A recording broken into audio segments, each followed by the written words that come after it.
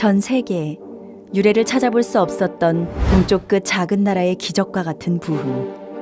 100년 전 세계는 한국을 제2의 예루살렘이라며 세계 선교의 책임을 맡은 국가라 말할 만큼 대한민국은 하나님을 사랑하는, 하나님이 사랑하는 나라였습니다. 하나님의 은혜로 이 나라가 건국됐고 참혹한 전쟁의 시련을 이겨냈으며 한강의 기적을 이뤄내 한반도 역사상 이제껏 누리지 못했던 자유와 번영 속에서 이제는 세계 10대 경제대국, 문화대국의 위치에 올라 아시아의 맹주를 넘어 전 세계를 선도하는 나라가 되었습니다. 그리고 그 중심에는 한국교회와 우리 성도들의 눈물과 기도가 있었습니다. 그러나 바로 이런 이유 때문에 악한 세력은 한시도 우리를 가만 놔두지 않았습니다. 가정과 교회, 더 나아가 우리 사회를 무너뜨리고 우리의 자유를 빼앗는 차별금지법 제정 시도부터 청년 세대의 남녀 갈등과 극단적인 비혼주의, 빠르게 퍼져가는 마약 중독에 이르기까지 지금 이 나라와 교회, 우리 다음 세대는 절체절명의 위기 앞에 놓여 있습니다. 7월 18일 한국 대법원은 동성 커플을 사실상의 부부와 동일한 지위에서 건강보험 혜택을 받게 하는 결정을 내렸습니다. 이것은 사실상 동성혼 인정을 날리는 신호탄으로 우리가 지금 이 흐름을 끊어내지 못하면 해외 사례를 비추어 볼 때 우리나라도 약 2년 안에 차별금지법을 비롯한 온갖 악법이 제정됩니다. 여성들은 본인을 여자라 주장하는 남자와 목욕탕을 같이 사용해야 하고 4살짜리 아이에게 동성애를 가르쳐야 하며 회사에서 기도하면 해고당합니다. 동성결혼을 반대하면 예배 설교 도중 목사가 파면을 당하고 하나님 아버지라 부르지 못하며 예수님만이 구원이라고 하면 혐오와 차별범죄가 됩니다. 우리가 일어나 함께 막지 않으면 내 가정과 교회, 더 나아가 우리나라에 닥칠 미래입니다. 더 이상 물러설 곳이 없습니다. 함께 모여 맞서야 합니다. 악을 선으로 이겨야 합니다.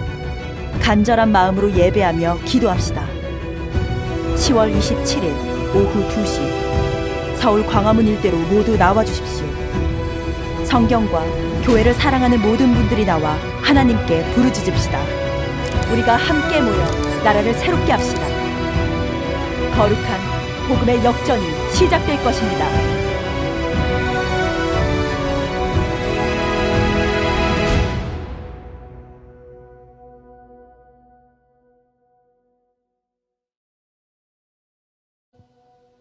지금 우리의 시대는 하나님의 말씀이 조롱을 받고 있습니다. 하나님의 창조 질서를 거스르는 일을 서슴없이 자행되는 시대가 되었습니다. 그러나 누구 하나 그것이 옳다라고 말하지 못하는 시대가 되었습니다. 제재가 너무나 많고 사람들이 이렇게 말하면 고리타분하다고 말하고 지금도 종교 양분을 지킨다라고 그래서 기독교를 향해 독선적이다라는 말을 쉽게 하고 있기 때문입니다. 그렇게 말하게 되면 타종교나 타인애들에 대한 생각을 배려하지 않는 사람이다라고 말합니다. 못 배운 사람이다라고 말합니다. 몰지각한 사람이다라고 말합니다. 자신의 생각과 신념을 강제적으로 수용시키려는 이단자라는 말을 쓰기도 합니다. 저는 여러분들에게 묻습니다. 대답해 보시기를 바랍니다. 사랑하는 성도 여러분, 성경이 절대 진리임을 믿으십니까? 다시 한번 묻습니다. 하나님의 말씀이 절대 진리임을 믿으십니까? 오늘 본문의 암몬 족속은 아브라함의 조카 롯과 그의 딸 사이에 부정한 관계를 통하여서 태어난 자식의 후예들입니다. 이 족속은 그 요단강 동쪽에 즉 사해 북동쪽을 차지하고 야복강 언덕의 랍바를 자신의 수도로 삼았습니다. 이스라엘이 가나안을 점령하고 땅을 분배할 때 하나님께서는 암몬 족속을 건드리지 말라, 이들을 멸망시키지 말라라고 했습니다. 그 이유는 그들이 바로 롯의 후손이고 먼 친척 관계이기 때문입니다. 그러나 이들은 길르앗 지역의 영토를 차지하기 위해 끊임없이 도전했고 전쟁했습니다. 암몬 족속은 사사시대 이후에 그 지역을 자신들이 합법적으로 얻은 땅이라고 선포했습니다.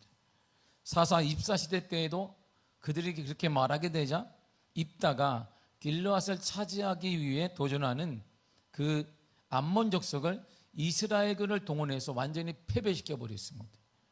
그로부터 1세기가 지난 후 다시 암몬 족속은 다시 세력을 회복해서 재침공을 하는 것이 오늘 본문의 내용입니다. 이들의 침략 앞에 믿음의 사람 야베스 사람들의 반응을 보겠습니다. 1절을 읽겠습니다. 시작. 암몬 사람 나하스가 올라와서 길르앗 야베스에 맞서 진침해 야베스 모든 사람들이 나하스에게 이르되 우리와 언약하자. 그리하면 우리가 너를 섬기리라. 아멘. 야베스 주민들은 싸움도 하기 전에 항복하려는 마음이 간절했습니다. 도대체 안 되겠다. 싸워서 뭐하겠냐. 우리가 질 것 뻔한데 그냥 우리가 항복하자. 그리고 이들 스스로 당신의 종이 되겠다라고 말합니다. 믿음을 떠나서 그냥 종이 되겠다. 그들은 믿음의 자손이 아님에도 불구하고 우리는 믿음의 자손이지만 그래도 우리가 질 것 같으니까 욕을 먹을 것 같으니까 우리가 종이 되겠다라고 제안했습니다. 이런 야베스 사람들의 제안에 암몬 족속이 단호하게 반응합니다. 2절 읽겠습니다. 시작. 암몬 사람 나하스가 그들에게 이르되 내가 너희 오른손을 다 빼야 너희와 언약하리라. 내가 온 이스라엘을 이같이 모욕하리라. 아멘. 암몬 족속은 믿음의 사람이 야베스의 제안을 가차없이 거절했습니다. 그리고 조롱했습니다. 눈을 다 빼라. 눈을 다 빼갖고 와라. 그러면 언약할지 모르겠는데 절대 그런 일은 없다. 니들은 쑥대밭이 될 것이다 라고 말했습니다. 야베스 사람들이 싸워보자고 해서 반응은 마찬가지였을 것입니다. 비록 당시 사울이 사무엘을 통해 이스라엘의 왕이 되었지만 중앙정부가 없는 거예요. 과도기 시대였습니다. 그러니까 나라의 위기가 처했을 정도 누구에게 도움을 청할지를 모르는 거예요. 왕은 있다는 말은 들었는데 왕이 성이 없어요. 왕은 있다는 말은 들었는데 누구에게 얘기할지 야베스 사람도 모르는 것입니다. 여러 가지 과정과 여러 가지 많은 단계를 거쳐서 마침내 야베스 소식을 사울이 듣게 됐습니다. 사울이 이 말을 딱 들었을 때 이런 일이 일어났어요. 6절을 읽겠습니다. 시작. 사울이 이 말을 들을 때 하나님의 영에게 크게 감동되매 그의 노가 크게 일어나. 성령에 감동되니까 분노가 일어났습니다. 믿음의 사람들이 조롱을 당하는 것, 믿음 있는 백성들이 믿음 없는 암몬 족속에게 위기를 당한다는 소식을 딱 듣게 되자 사울이 성령의 감동을 받았는데 너무 분이 일어나는 것입니다. 하나님의 영 성령이 사울에게 임했습니다. 그리고 사울에게 성령이 맞아 거룩한 분노가 일어났습니다. 이 분노는 개인적인 화를 말하는 게 아닙니다. 승질이 있는 사람, 이야 화 많으네, 그런 사람 말하는 거 아닙니다. 하나님께 주신 거룩한 분노를 말하는 것입니다. 교회가 세상에 짓밟히고 하나님의 백성이 세상에 조롱을 받게 되고 영원한 진리의 하나님의 말씀, 절대 진리의 성경이 세상에 비웃음거리가 될 때 나타나는 거룩한 분노를 말하는 것입니다. 사랑하는 성도 여러분, 이것이 바로 현 시대의 모습입니다. 하나님의 말씀대로 이 땅을 창조하셨습니다.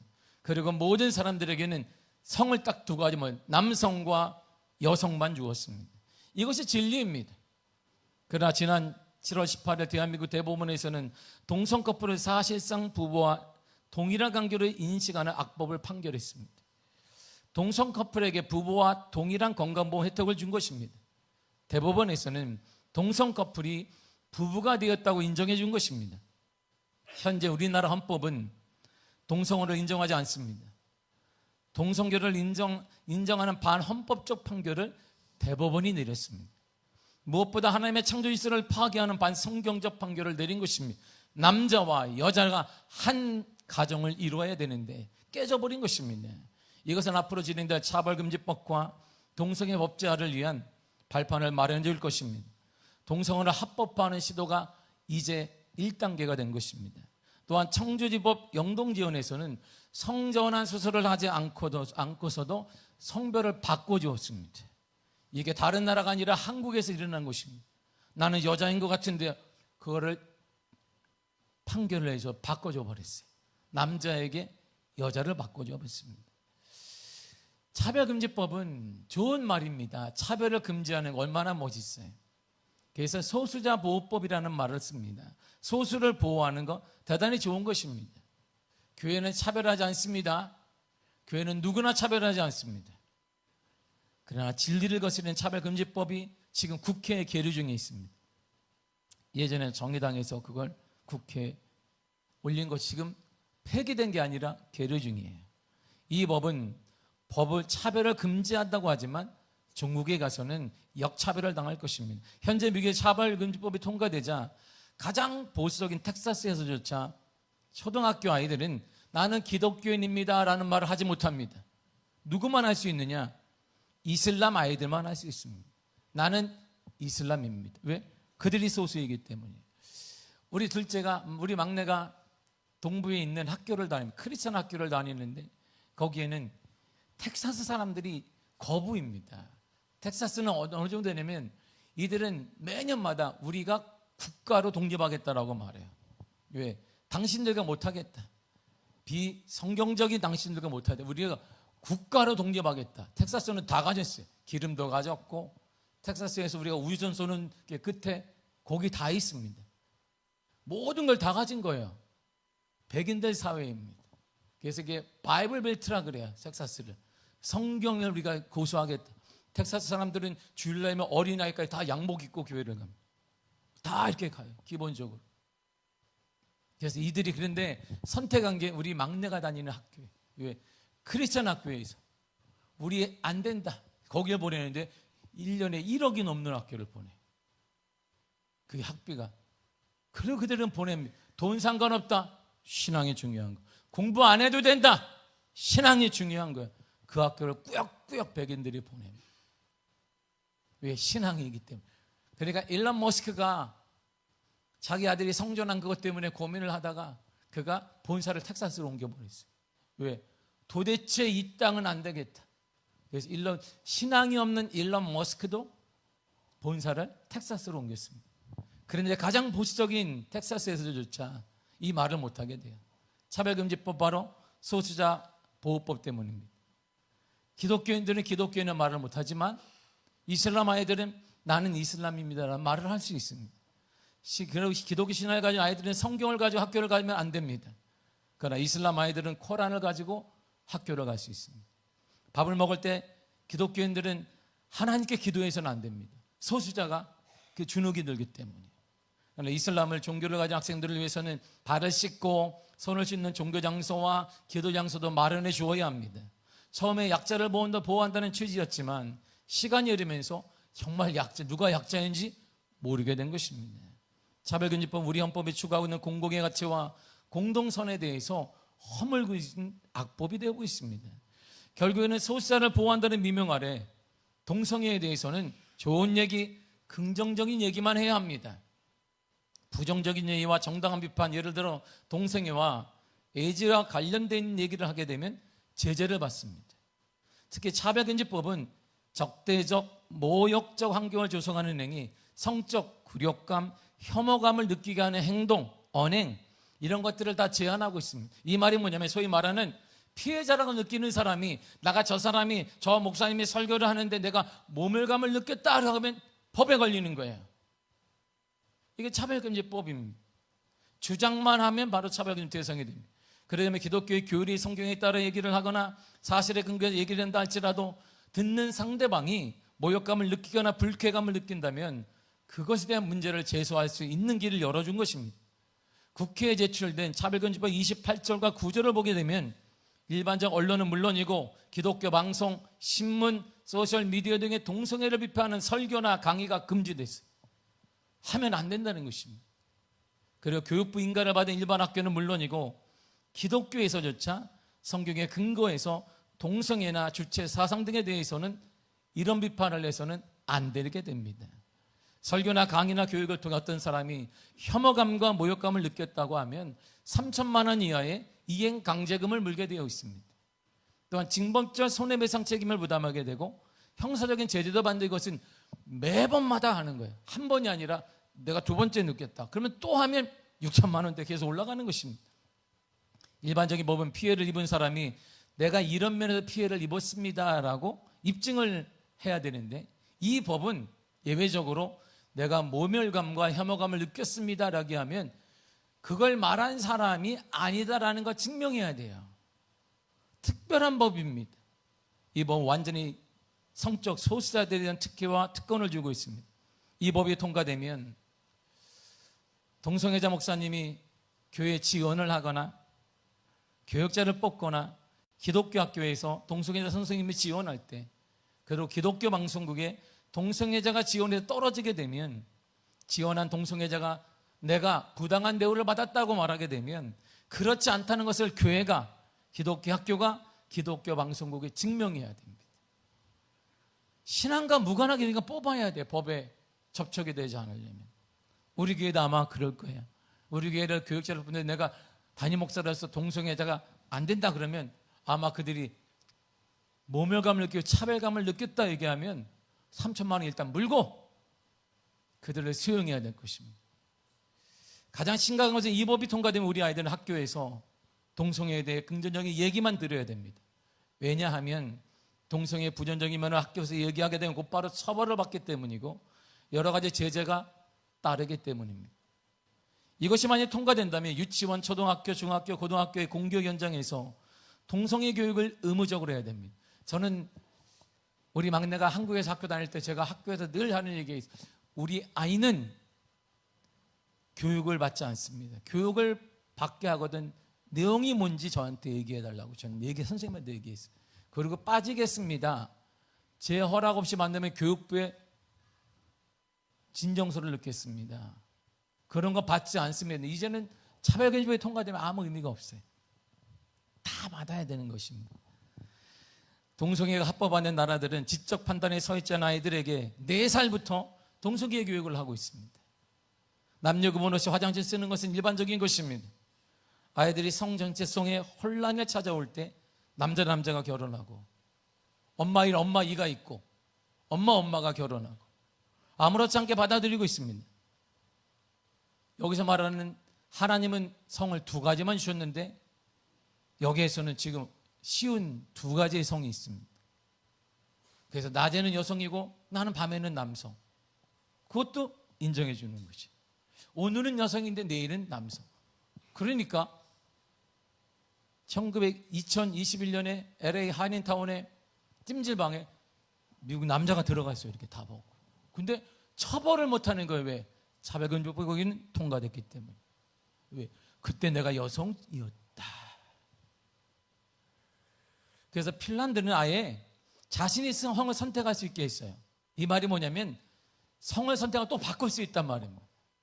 이게 핀란드법이에요. 그럼 어떻게 되겠어요? 캐나다가 이미 무너졌습니다. 그나마 미국은 정통 보수주의 기독교인들이 최후의 보루인 것을 힘겹게 지켜내고 있습니다. 여러 가지로 볼 때 최후의 보루는 대한민국밖에 없습니다. 또한 방송, 신문, 인터넷 매체, 소셜미디어 등에서도 긍정적인 얘기만 듣고 보게 될 것입니다. 결국 동성애 제성을 주장하는 성경이라든지 교회는 무인도와 같이 고립될 것입니다. 교회가 죽게 될 것입니다. 교회가 고리타분하다 말할 것이고 사람들은 교회가 독선적이라고 더 심각하게 말할 것입니다. 그러니까 밖에서 동성애가 좋다는 얘기만 듣던 어린아이들이 교회에 와서 성경에 맞지 않는다라고 말을 하게 되면 정체성에 혼란이 올 것입니다. 오히려 교회에서 하는 말이 굉장히 구태의연하다라고 말할 것입니다. 시대에 뒤떨어진 얘기라고 말할 것이고 이들은 교회를 폄하하고 교회를 떠나게 될 것입니다. 지금 정치권은 교회를 우습게 보고 있습니다. 지금 세상은 절대 진리의 성경을 비웃고 있습니다. 그 자신들 마음대로 법을 만드는데 아무도 저항을 하지 않으니까, 기독교인도 하지 않으니까 저런 일이 일어나고 있는 것입니다. 적지 않은 국회의원 중에 목사님 아들도 있고 신학을 공부한 사람도 있고 장로도 있고 안 수 있다 해서 일도 아무나 얘기하지 않습니다. 사랑하는 성도들, 더 늦기 전에 교회가 일어나야 합니다. 지금이라도 교회가 힘이 있을 때 일어나야 합니다. 이때를 놓치면 교회는 힘을 잃을 것입니다. 회복되기 힘들 것입니다.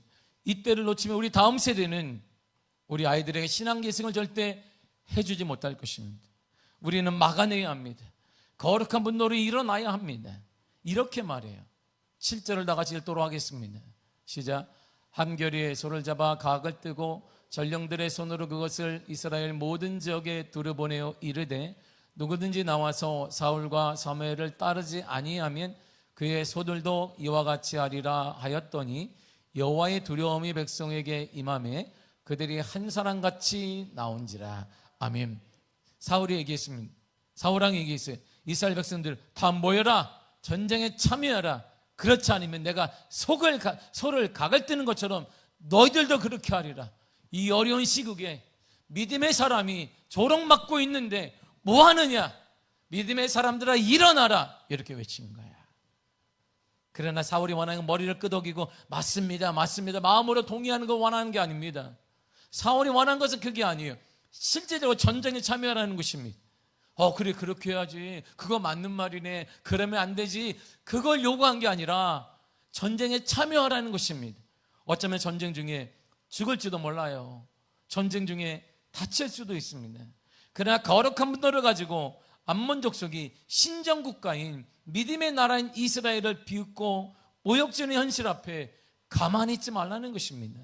사랑하는 성도들은 10월 27일은 한국교회 연합예배의 날입니다. 그러나 한국교회는 이 시대를 향해 다음 세대를 위해 한국교회 연합예배 큰 기도회로 광암과 시청과 남대문과 서울역과 용산에 걸쳐 200만 명이 모이게 될 것입니다. 모든 교단이 결의했고 우리가 속한 백석교단도 결의했습니다. 그 결의한 순간에 저는 그 자리에 있었습니다. 그리고 그 자리에서 눈물로 함께 기도했습니다. 성경이 비웃음거리의 소재가 되고 교회를 우습게 여기고 다음 세대의 신앙 계승을 막고 하나님의 일서를 반하는 악법을 버젓이 만들고 그럼에도 당당한 국가 권력을 향해 이 세상을 향해 한국교회가 처음으로 한자리에 모이게 된 것입니다. 개인적으로 저는 이런 모임에 참여하는 것을 원하지 않습니다. 제 목회 스타일상 저는 대중집회에 나가본 적이 없어요. 왜? 하나님께 기도하면 되지. 하나님이 내 마음을 아실 것이다. 저는 그래서 광화문에 나가본 적도 없고 많은 분들이 얘기할 때 괜찮다, 나는 기도하고 금식하리라 그랬습니다. 그러나 이번은 달랐어요. 기도하는 중에 주님께서 제게 거룩한 분노와 눈물을 주셨습니다. 눈물이 말하지 않았습니다. 지금이 한국교회의 골든타임입니다. 이때를 놓치면 한국교회는 회복될 기회를 놓칠 것입니다. 그리고 교회는 다음 세대를 완전히 잃어버리게 될 것입니다. 성경이 절대 진리라고 믿는 자들은 그날 모여야 됩니다. 주를 사랑하는 자들은 모여야 합니다. 다음 세대를 사랑하는 자들은 모여야 되는 것입니다. 믿음의 가정을 지켜야 되고자 하는 자들은 모여야 되는 것이고 바알에게 무릎 꿇지 않는 자는 모여야 되며 걸을 수 있다면 다 모여야 되는 것입니다. 지금 부산, 울산, 광주 등 전국에서 성도들은 버스를 타고 그날 모이기로 했습니다. 우리 교단도 그렇게 모이기로 했어요. 이분들은 새벽에 4시에 때로는 5시에 주일 예배를 드려요.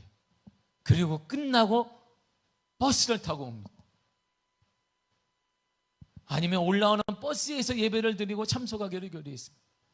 다시 제가 여러분들에게 묻습니다. 확신을 가지고 대답해 보시기를 바랍니다. 성경을 절대 진리로 믿으십니까? 그럼 10월 27일 모여야 합니다. 어쩌면 너무 많은 사람들이 모여서 소리가 들리지 않을 수 있습니다. 화면이 보이지 않을 수도 있습니다. 그러나 참여하는 그 자체가 이미 우리는 믿음을 표현한 것입니다. 악법에 침묵하는 것은 더 이상 암묵적으로 동의하는 것이 우리 다음 세대가 죽어버리는 것입니다. 사무엘은 거룩한 분노로 암몬과의 전투에 승리한 이스라엘 백성들에게 이렇게 말합니다. 14절을 읽겠습니다. 시작. 사무엘의 백성에게 이르되 오라 우리가 길갈로 가서 나라를 새롭게 하시. 길갈에 다시 모이자. 길갈은 사무엘의 순회하며 이스라엘 백성들을 다스리는 성지 중 하나입니다. 하나님께 예배드린 곳입니다. 거룩한 임재가 있는 곳입니다. 바로 그것이 길갈입니다. 그리고 그곳에서 나라를 새롭게 세우자. 그것에서 무너졌던 하나님의 나라를 바로 세우자고 고백합니다. 10월 27일 한국교회가 모인 그곳이 길갈이 될 것입니다. 하나님의 임재가 있는 거룩한 장소가 될 것입니다. 우리는 그곳에서 죄악된 이 땅을 향해 하나님께 기도할 것입니다. 이 땅을 새롭게 해달라고 기도할 것입니다. 교회가 일어나도록 기도할 것입니다. 무너진 한국교회가 일어날 것입니다. 한국의 모든 성도들을 한 마음으로 기도할 것입니다. 사랑하는 성도 여러분, 10월 27일 광화문에 가서 이 나라를 새롭게 세워야 합니다. 10월 27일 광화문에 가서 한국교회를 새롭게 세워야 합니다. 10월 27일 광화문에 가서 다음 세대를 지켜내야 합니다. 믿음의 가정을 지켜내야 하는 것입니다. 주님께서 한국교회에 3번의 기회를 주셨습니다. 1907년 평양 장대현 교회 부흥이 일어났습니다. 사진을 보겠습니다. 저게 1907년도에 일어났던 평양의 장대영 교회, 지금도 우리가 1907 부흥을 부르짖고 있어요. 장대영 교회 처음으로 한국교회 부흥이 일어날 때 당시 사진이고, 그 다음에 그 집회를 주도했던 사람들입니다. 그레이엄 리, 스왈른, 버너하이젤, 윌리엄 헌트, 블레어, 그리고 길선주 한국의 목사님이 사진입니다. 1907년 1월부터 15일까지 평안 장대영 교회에서 평안남도 사경회가 일어났습니다. 당시 소수였던 그리스도인 중에 대부분이 모였습니다. 1000여 명의 회집한 이 집회는 외국인 선교사들이 와서 주도했습니다. 그리고 유일하게 길선주 목사님이 강사의 사경의 강사이자 이때 부흥의 역할을 중요한 역할을 감당했습니다. 집회가 계속되는 중에 1월 6일부터 집회에는 몇몇 안 되는 그리스도인들이 1000명이 모였습니다. 그리고 최고치 1500명이 모였습니다. 당시 평양의 겨울 날씨가 영하 30도가 이상이었습니다. 엄동설한이었지만 뜨거운 집회 열기를 막지 못했습니다. 그리고 1907년 평양 대부흥운동을 거쳐서 2년 후에 100만인 구령운동이 일어났습니다. 할렐루야. 이것이 세계 선교 역사에 쓰여져 있습니다. 놀라운 성장을 거듭했습니다. 마치 사도행전의 오순절 사건을 통해 예루살렘 교회가 토대를 구축해 준 것처럼 한국의 대부흥운동은 한국교회가 세계 선교 역사상 유례를 찾아볼 수 없을 만큼 놀라운 성장을 가져온 중요한 요인이 되었습니다.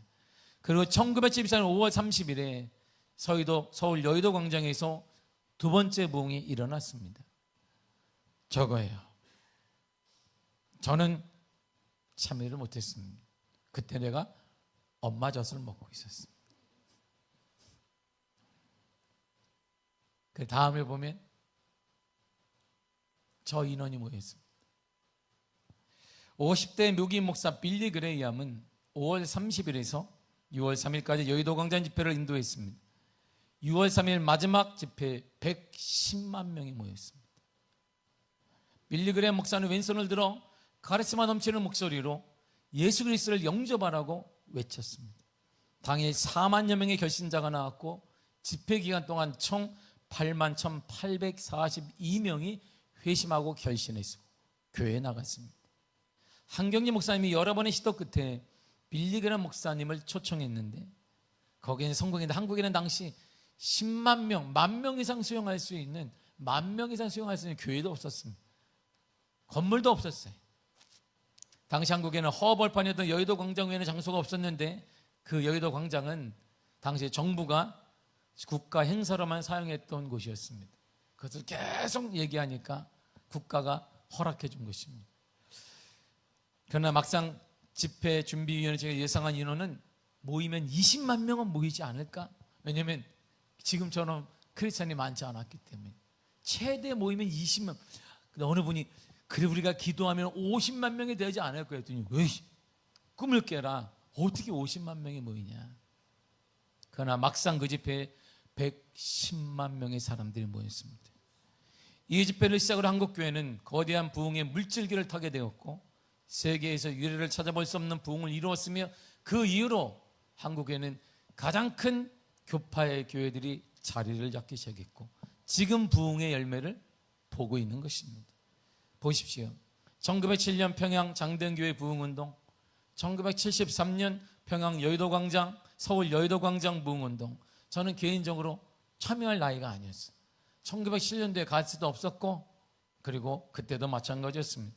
근데 한국 교회 근대사에서만 책에 나옵니다. 두 번의 역사적인 부흥의 공통점이 뭐냐면 외국 선교사님들이나 외국 목사님이 주도했다는 것입니다. 그러나 이제 한국 교회 자체로 부흥하고 새롭게 될 수 있는 기회를 하나님이 우리들에게 허락해 주셨습니다. 이제 하나님께서 이 땅과 한국 교회를 사랑하셔서 세 번째 부흥을 준비하셨습니다. 격에서 모일 것입니다. 저기를 기점으로 해서 시청으로 그 남대문을 거쳐 서울역으로 그리고 용산까지 200만 명이 모일 것입니다. 제 세대는 당연히 처음이자 마지막 집회가 될 것입니다. 그리고 시대의 흐름으로 볼 때 어쩌면 개인주의가 만연하기 때문에 주님 오실 그날까지 이 거대한 부흥 집회 운동은 마지막이 되지 않을까 싶습니다. 우리 세대의 마지막이고 어쩌면 한국교회의 마지막이 될 수 있습니다. 사랑하는 성도 여러분, 성경이 절대 진리라고 믿는 자들은 그날 모여야 합니다. 주를 사랑하는 자들은 모여야 됩니다. 다음 세대를 사랑하는 자들은 모여야 합니다. 믿음의 가정을 지키고자 하는 자는 모여야 되며 바알에게 무릎 꿇지 않는 자는 모여야 합니다. 걸을 수 있으면 모여야 됩니다. 사랑하는 성도, 우리가 함께 가야 합니다. 우리 함께 강화문에 가서 이 죄악된 나라를 새롭게 세워야 합니다. 우리 함께 강화문에 가서 반성경적 이 땅과 민족을 새롭게 세워야 되고 주님의 도움을 구해야 되는 것입니다. 우리 함께 강화문에 가서 성경과 교회를 우습게 여기는 저들을 바로 세워야 되며 하나님의 거룩한 인도와 부흥이 이 땅에 임하도록 기도해야 됩니다. 이제 우리 다음 세대를 세우기 위해, 믿음의 가정을 지켜내기 위해 이제 우리는 모여야 합니다. 10월 27일 우리는 함께 가야 합니다. 그 역사 현장에 모두 동참하시기를 바랍니다. 이 집회를 통한 한국교회는 새로워지고 미화교회는 부흥의 역사가 활활 타오르게 될 것입니다. 이 집회를 통해 제약되고 반성경적이고 교회를 우습게 보았던 저들이 깜짝 놀라 회개하며 바른 사고를 받게 될 것입니다. 10월 27일 그곳에서 함께 눈물로 기도해야 합니다. 이 땅을 주님 새롭게 하여 주옵소서. 성령의 새바람이 불어나게 하여 주옵소서.